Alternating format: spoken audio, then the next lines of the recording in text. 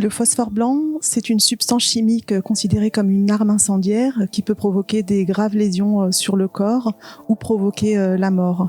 Les brûlures au phosphore blanc, rien que sur 10% du corps humain, sont souvent mortelles. Il faut savoir que les brûlures peuvent souvent toucher jusqu'à l'os. Ça a été utilisé tout au long des guerres israéliennes à Gaza. Il y a un rapport d'Human Rights Watch en mars 2009 qui documente l'utilisation par l'armée israélienne de bombes au phosphore blanc contre la population civile à Gaza.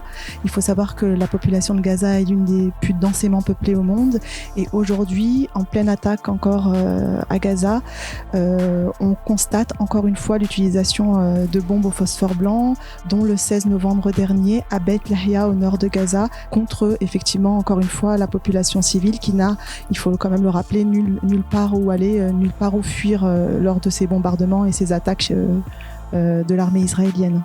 L'utilisation du phosphore blanc n'est pas prohibée par les traités internationaux, par contre elle est strictement interdite quand elle vise les populations civiles, ce qui est le cas en ce moment pendant l'attaque en cours d'Israël à Gaza.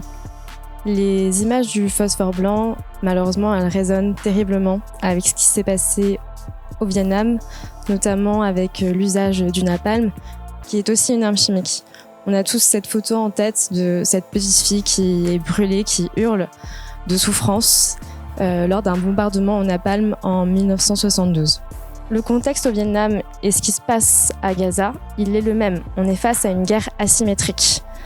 D'un côté, on a des géants, des armées très fortes, très puissantes, qui sont capables de produire des armes de destruction massive.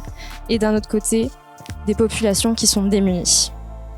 L'objectif, il était très clair pour l'armée américaine. Il l'est encore aujourd'hui pour l'armée israélienne.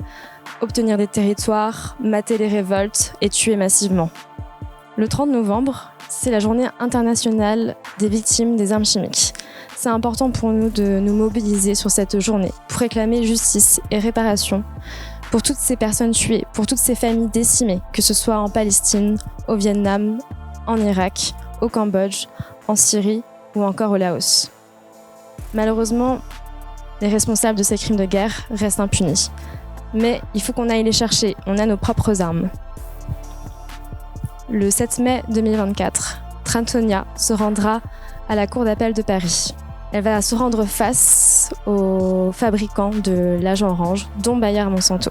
Elle-même est victime de l'agent orange. Elle est franco-vietnamienne, elle a 82 ans et c'est le dernier combat de sa vie. L'agent orange, c'est une arme chimique qui est responsable du premier écocide de l'histoire et qui fait encore des victimes et qui tue encore aujourd'hui.